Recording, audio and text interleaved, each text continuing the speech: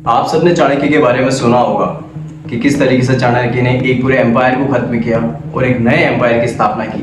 हमने ये भी पढ़ा है कि चाणक्य को ये सब करने में बहुत लंबा समय लगा। कई सालों तक उसने प्लानिंग की, प्लॉटिंग की, तब जाके ये चीज़ें पॉसिबल हो पाई। आज के डेट में अगर हमें चाणक्य को समझना है तो हम क्या करेंगे? हम ये सोचते हैं कि ऐसा शायद उन्होंने जो किया वो अब पॉसिबल नहीं है, या ऐसा आज के डेट में नहीं होता, या इतनी बड़ी प्लानिंग प्लॉटिंग नहीं होती है। लेकिन ऐसा नहीं है। अगर आपको किसी भी देश को अलग करना है या किसी भी देश को मर्ज करना है या एक नया देश बनाना है तो आपको प्लानिंग प्लॉटिंग करनी पड़ेगी। ये प्लानिंग और प्लॉटिंग एक आम इंसान की सोच से कितनी आगे है, इस बारे में हम यहाँ इस वीडियो में बात करेंगे। वीडियो बहुत ही रॉ होने वाली है। इसमें ज़्यादा आपको ग्राफिकल इफेक्ट देखने को नहीं मिलेगा। ज़्यादा नहीं, मतलब बिल्कुल भी ग्राफिकल इफेक्ट देखने को मिलेगा ही नहीं। तो वीडियो आपको बोरिंग लग सकती है। लेकिन अगर आप ये वीडियो इन्फॉर्मेशन पर्पज़ और एजुकेशन पर्पज़ से देख रहे हैं तो ये वीडियो आपके लिए बहुत काम की है। अगर आप अपनी जनरल नॉलेज को भी इम्प्रूव करना चाहते हैं तो भी ये वीडियो आपके लिए बहुत काम की है। देखो होता क्या है, जब कोई देश किसी और देश को अलग करता है या किसी और देश के साथ मर्ज करता है तो इसके लिए बहुत प्लानिंग प्लॉटिंग होती है। ये बहुत आसान नहीं है जितना लगता है। ऐसा नहीं है कि एक ही दिन में सारी चीज़ें हो जाती हैं कि एक देश ने दूसरे देश पे अटैक कर दिया और अपने साथ मिला लिया या एक नया देश बना लिया। अगर हम अपने देश की बात करते हैं तो भारत ने भी जब पाकिस्तान के दो टुकड़े किए थे उन्होंने भी एक साल तक या एक साल से कहीं ज़्यादा तक प्लानिंग की थी, तब जाके बांग्लादेश बना था। लेकिन आज वही बांग्लादेश हमारे साथ क्या कर रहा है वो समझता है। देखिए, कई बार देशों को ये भी लगता है कि जो देश बन रहा है उसमें लोगों का सपोर्ट है या कुछ और रीजंस हैं, लेकिन ऐसा नहीं है। बेसिकली ये एक वर्चस्व की लड़ाई होती है जहाँ पे एक देश का फायदा तो किसी और देश का नुकसान होता है। और इसी में और वो लोग रहते हैं बैक पे, मतलब फ्रंट में आके नहीं ये सब चीज़ें करते हैं। ये सिर्फ पर्दे के पीछे वो सब चालें चली जाती हैं। और ये किस तरीके से चली जाती हैं इसको थोड़ा सा हम समझते हैं कि एक्चुअल में अभी हुआ क्या है, हो क्या रहा है। आप सबने ये न्यूज़ सुनी होगी कि अमेरिका म्यांमार पे अटैक करके उससे एक नया देश बनाने की तैयारी में, ठीक है। लेकिन क्या इसकी शुरुआत अभी से हुई है? जितनी मेरी समझ है, जितना मैं समझ पाया हूँ या जितना मैं समझ रहा हूँ, ये बिल्कुल इतना आसान नहीं है या 4-6 महीनों की बात नहीं है। अगर हम इस पूरे सिनारियो को समझने की कोशिश करें तो हमें कुछ चीज़ें मिलेंगी, कुछ चीज़ें हमें समझ आएंगी कि हमारे देश में भी अभी कुछ चीज़ें हो रही हैं, वो क्या हो रही हैं। सबसे पहले तो हम बात करते हैं कि अभी जो चीज़ें हो रही हैं कि बांग्लादेश और म्यांमार ये दो चीज़ें फ्रंट में हैं। प्लानिंग प्लॉटिंग के बात से देखें तो अब तक किन किन देशों की भूमिका आ चुकी है इसमें।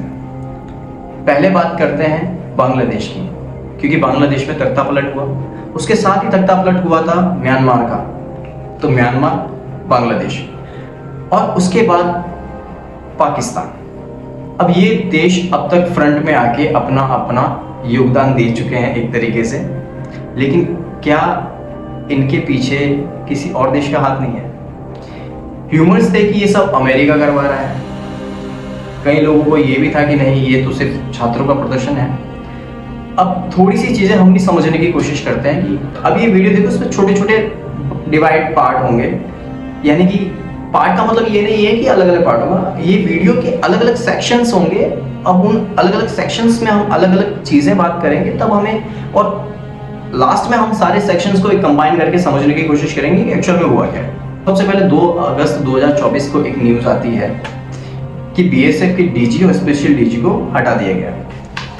अब इसके पीछे रीज़न क्या दिया गया था कि इनका जो कोऑर्डिनेशन था वो बहुत पुअर था।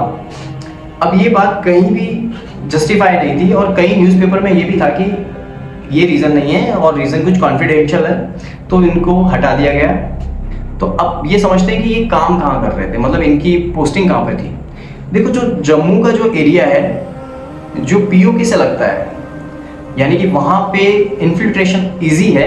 उस एरिया की जो सुरक्षा का जिम्मा है वो बीएसएफ पे है, और इस यहीं पर ये डीजी और स्पेशल डीजी लगे हुए थे। अब देखो ये कोऑर्डिनेशन की बात जो चली वो क्यों चली। साल 2024 के शुरुआती 6 महीनों में देखें तो 24 एनकाउंटर हुए थे और उसमें 28 लोग मारे गए थे। और जिस क्षेत्र में, मतलब जहाँ जो जम्मू का जो एरिया है वहाँ पे बहुत शांति रहती थी, अब वहाँ पे अचानक से हिंसाएं होने लग गई, अचानक से हिंसा भड़क गई। तो ऐसा क्या हुआ कि यार अचानक से हिंसा भी भड़क रही है, फिर ये लोग यहाँ से डीजी साहब को हटा भी रहे हैं, तो थोड़ा सा कहीं सस्पेंस बन रहा था। अभी सस्पेंस कुछ ऐसा था कि जो ट्रेंड पहले कश्मीर में चल रहा था वो ट्रेंड अब जम्मू में आ गया। यानी कि जो घटनाएं पहले जम्मू में हो रही थी, जो घटनाएं पहले कश्मीर में हो रही थी वही घटनाएं अब जम्मू में होने लग गई। और सबसे बड़ी बात ये थी कि जिस तरीके से इन घटनाओं का अंजाम दिया गया था, यानी कि आपने एक न्यूज़ सुनी होगी कि एक बस जा रही थी जिसके अंदर यात्रा पे लोग निकले थे, उस बस के ड्राइवर को गोली मारी गई, बस खाई में गिरी, सब लोग मारे गए, यानी कि एक बुलेट और जाने कई सारे। तो ये इस तरीके के जो काम होते हैं वो किसी एजेंसी के थे। यानी अब सिर्फ जुलाई महीने में बात करें तो सिर्फ जुलाई के अंदर हमारे इंडियन फोर्सेस और आतंकवादियों के बीच में 10 बार मुठभेड़ हुई है, यानी 10 झड़पें हुई हैं। अब देखो 1 अगस्त 2024 को शक और बढ़ता है क्योंकि पाकिस्तान का एक समर्थक पेपर है अल जजीरा, वो अपनी न्यूज़ में ये छापता है कि जम्मू में एक रेबल की नई वेव पनपी है, यानी कि जो रेबल कश्मीर में थे वो अब जम्मू में आ गए हैं। तो मतलब ये था कि जम्मू में कुछ नए लोग आए हैं। अब ये बात हम भी जानते हैं कि कुछ तो नए लोग आए हैं, तभी ये इतना हिंसाएं भड़क रही है, इतनी सारी घटनाएं हो रही हैं। लेकिन अल जजीरा इसी बात पे बल देता है कि ये वही लोग हैं जो कश्मीर से जम्मू में आए, जबकि ऐसा नहीं है। क्योंकि अगर ऐसा होता तो बॉर्डर सिक्योरिटी फोर्सेस को पता होता, हमारे इंटेलिजेंस को पता होता कि कश्मीर से कुछ लोग आए हैं और वो लोग वहीं पे मार दिए जाते हैं। तो ये तो बिल्कुल भी नहीं था कि कश्मीर से ही कुछ लोग आए। उसके बाद क्या होता है कि बीएसएफ का एक ट्वीट आता है 1 अगस्त 2024 को। ट्वीट क्या था कि स्पेशल इंटेलिजेंस मिली बीएसएफ को और बीएसएफ ने आर्मी और जम्मू की पुलिस के साथ मिलकर एक ऑपरेशन चलाया और उस ऑपरेशन में बहुत ही भारी मात्रा में हथियार और गोला बारूद बरामद किए। अब ये हथियार और गोला बारूद जो बरामद हुए वो हुए एक रिमोट एरिया से। रिमोट एरिया का मतलब होता है कि जहाँ लोग आसानी से नहीं पहुँच पाते या वहाँ पे आने जाने के लिए ट्रांसपोर्ट अवेलेबल नहीं होता, यानी आसान भाषा में कहें तो ना बंदा ना बंदे की जात। अब ये एरिया कौन कौन से थे? ये एरिया थे कालाकोट और राजौरी। और कालाकोट और राजौरी ये एरिया के अंदर केव्स हैं, तो ये पॉसिबिलिटी बनती है कि जो असला पकड़ा है वो कहीं ना कहीं इसी केव के रास्ते से आया है या लाया गया है। अब देखो एसपी वेद वो ये कहते हैं कि 600 पाकिस्तानी एसएसजी ग्रुप कमांडोज हैं जिन्होंने एंट्री की है जम्मू में और वो ये अटैक कर रहे हैं। अब एसएसजी ग्रुप डेफिनेटली पाकिस्तान का एक ग्रुप है, जिस तरीके से भारत में एनएसजी है, पैरा कमांडो है, उसी तरीके से एसएसजी है। 10 जून 2024 को कर्नल हनी बख्शी का एक ट्वीट आता है। ट्वीट क्या करते हैं वो एक बार देखते हैं। They are SSG, this is not a terrorist act, it's a pure military precision, it's the same signature all along। तो ये जो सेम सिग्नेचर ऑल अलोंग वाली बात है, ये मैं आपको पहले जैसे बता चुका हूँ कि किस तरीके से एक ड्राइवर को गोली मारी गई, एक बुलेट काम बहुत ज़्यादा, बस खाई में गिरी, सब लोग मारे गए। तो ये एक ट्रेन मिलिट्री ग्रुप का काम था। तो अब ये दोनों ट्वीट कहीं ना कहीं आपस में रिलेट करते हैं। अब देखो इतनी सारी चीजें हुई हैं। अगर एसपी वेद कह रहे हैं कि 600 पाकिस्तानी ग्रुप के कमांडोज आए हैं और कर्नल हनी बख्शी ये ट्वीट करके कहते हैं कि यस दे आर एसएसजी, तो कहीं ना कहीं ये एक तरीके का इन्फिल्ट्रेशन है मिलिट्री का हमारे देश में, तो ये एक तरीके का एक्ट ऑफ वॉर है। लेकिन क्या ये वाकई में एक्ट ऑफ वॉर ही है या हमें गुमराह करने की साजिश है? और अगर ये एक्ट ऑफ वॉर है तो क्या ये हमारे और पाकिस्तान के बीच में एक्ट ऑफ वॉर है? इसका एक सेकंड चैप्टर आ जाता है इस पूरे वीडियो का, युद्ध की तैयारी। अब युद्ध की तैयारी क्या पाकिस्तान कर रहा है या बांग्लादेश कर रहा है? क्योंकि अब तक तो यही चीजें चल रही थी कि जहां बांग्लादेश में तख्ता पलट हो रहा है और वो बयानबाजी कर रहा है और इस तरीके से हमारे देश में घटनाएं हो रही है और इसके पीछे पाकिस्तान नजर आ रहा था। तो हम इस पे थोड़ी सी बात करते हैं। देखो एवॉक सिस्टम मतलब AWENC एक सिस्टम है जिसका नाम दिया गया है साब और वो पाकिस्तान को मिला है और पाकिस्तान ने उसकी नियुक्ति की है मिनास एयरबेस, अपने मिनास एयरबेस पे। अब ये मिनास एयरबेस जम्मू का जो एरिया है उसी के पास पड़ता है और वहां पे इन्होंने इसको रखा है। अब ये है क्या? देखो क्या होता है, पहले तो हम एवॉक सिस्टम की फुल फॉर्म समझते हैं। एवॉक का मतलब ये है कि airborne early warning control system, मतलब कि अगर आप ऐसा समझें कि पाकिस्तान का कोई प्लेन हवा में है और किसी ने उसके ऊपर मिसाइल छोड़ दी तो ये एवॉक सिस्टम उसकी इंफॉर्मेशन देगा और एक तरीके से उसको एडवांटेज मिलेगा। हो सकता है उसके अंदर कुछ ऐसे सिस्टम्स भी हों कि वो मिसाइल को खुद ही नष्ट कर दे। खैर हम उसमें डिटेल में नहीं जाते, लेकिन इससे ये एक बेनिफिट मिलता है कि आपकी जो एयरफोर्स है उसकी जो ताकत है वो 10 गुना बढ़ जाती है और इसकी नियुक्ति की गई थी मिनास एयरबेस सिस्टम पे। तो हमारी एजेंसीज को डेफिनेटली ये सारी चीजें पता होंगी। तो ये एक्ट ऑफ वॉर का एक पहलू था। अब उसके बाद एक्ट ऑफ वॉर का दूसरा पहलू निकल के आता है बांग्लादेश। अब ये बांग्लादेश किस तरीके से उसको समझते हैं। आप और हम ये जानते हैं कि बांग्लादेश में तख्ता पलट हो चुका था, साथ ही तख्ता पलट हुआ था म्यांमार में भी।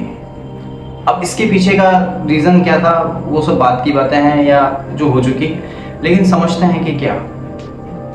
देखो न्यूज एंकर रविश कुमार की माने तो ये एक स्टूडेंट का प्रोटेस्ट था जो कोटा सिस्टम के अगेंस्ट में हो रहा था और इसी ने ही सत्ता परिवर्तन किए। आरक्षण और पेपर लीक के अगेंस्ट में शुरू हुए इस प्रोटेस्ट में 12 जुलाई 2024 को एक प्रेस कॉन्फ्रेंस में शेख हसीना द्वारा प्रदर्शनकारियों को रजाकार कहने से ये स्टूडेंट भड़क गए और 1 से 1.5 महीने में ही तख्ता पलट कर डाला।